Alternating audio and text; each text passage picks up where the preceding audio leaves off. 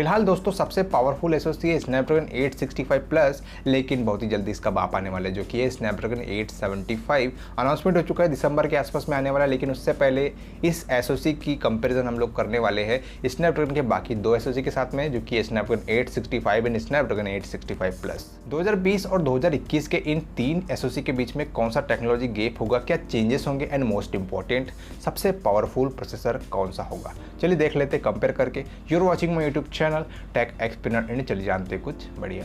सबसे पहले प्रोसेस की बात करते हैं। स्नैपड्रैगन 875 5nm EUV प्रोसेस पे बना हुआ मिलेगा जो कि सैमसंग का प्रोसेस है।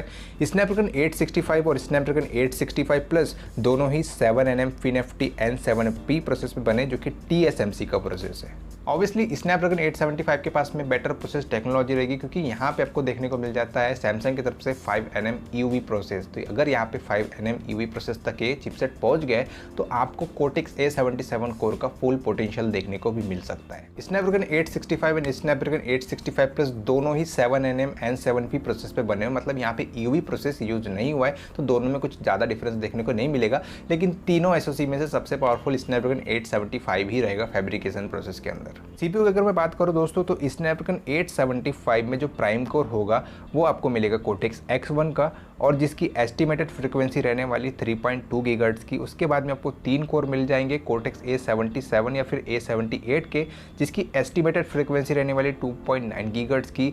बाद में आपको 4 कोर मिल जाएंगे कोर्टेक्स A55 या फिर कोर्टेक्स A56 के, जिसकी मैक्सिमम फ्रीक्वेंसी होने वाली एस्टिमेटेड 1.9 गीगाहर्ट्ज़ की। स्नैपड्रैगन 865 की जहाँ तक मैं बात करूँ दोस्तों, तो यहाँ पे आपको एक कोर मिलता है कोर्टेक्स A77 का, उसके बाद में 3 कोर मिलते हैं कोर्टेक्स A77 की, जिसकी मैक्सिमम फ्रीक्वेंसी आपको मिलती है 2.4 गीगाहर्ट्ज़, और बाद में आपको 4 कोर मिलते हैं कोर्टेक्स A55 की, जिसकी मैक्सिमम फ्रीक्वेंसी आपको 1.8 गीगाहर्ट्ज़ की मिल जाती है।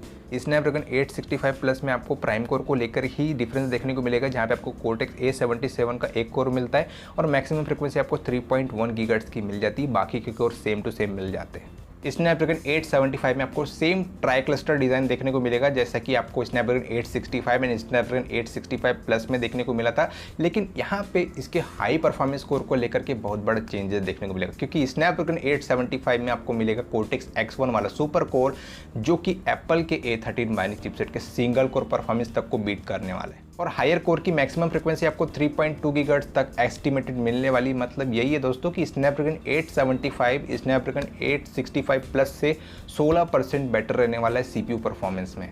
SD 865 एंड SD 865 प्लस के केस में दोस्तों अपर केस की फ्रीक्वेंसी ही आपको अलग मिलती है। स्नैपड्रैगन 865 में 2.9 गीगाहर्ट्ज़ की है, जबकि स्नैपड्रैगन 865 प्लस में 3.1 गीगाहर्ट्ज़ की। बाकी के दो कोर की फ्रीक्वेंसी तो आपको एकदम सेम मिल जाती है। तो यहाँ पे सबसे बेटर स्नैपड्रैगन 865 प्लस रहने वाला है, मतलब दो चिपसेट में से। और अगर ओवरऑल हम लोग बात करते हैं तो ऑब्वियसली स्नैपड्रैगन 875 बेटर रहेगा।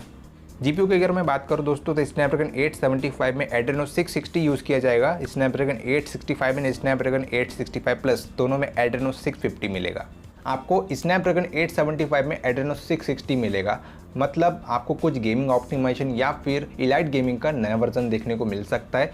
और जीपीयू ड्राइवर अपडेट भी स्नैपड्रैगन 875 के साथ में कंटिन्यू रहेंगे। इसका मतलब यही है दोस्तों कि स्नैपड्रैगन 875 स्नैपड्रैगन 865 प्लस से 20% बेटर ग्राफिक देगा आपको। दूसरी तरफ पे स्नैपड्रैगन 865 एंड स्नैपड्रैगन 865 प्लस, तो वहाँ पे आपको एड्रेनो 650 देखने को मिलता है, और दोनों चिपसेट में से बस डिफरेंस इतना सा है कि स्नैपड्रैगन 865 प्लस ओवरक्लॉक जीपीयू के साथ में आता है, और यहाँ पे स्नैपड्रैगन 865 प्लस स्नैपड्रैगन 865 से 10% बेटर ग्राफिक आपको प्रोवाइड करता है। लेकिन ओवरऑल अगर तीनों एसओसी को पकड़ा जाए तो यहाँ पे स्नैपड्रैगन 875 बेटर जीपीयू परफॉर्मेंस आपको प्रोवाइड करेगा।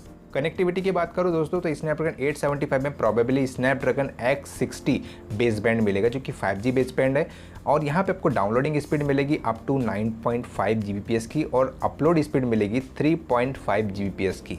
बाकी के दो SOC Snapdragon 865 and Snapdragon 865 plus दोनों में X50 बेसबैंड देखने को मिलता है, जो कि 5G बेसबैंड है, जिसकी डाउनलोडिंग स्पीड आपको 7.5 Gbps की मिलती है और अपलोड स्पीड 3 Gbps की मिलती है, जो कि अभी सबसे फास्टेस्ट है।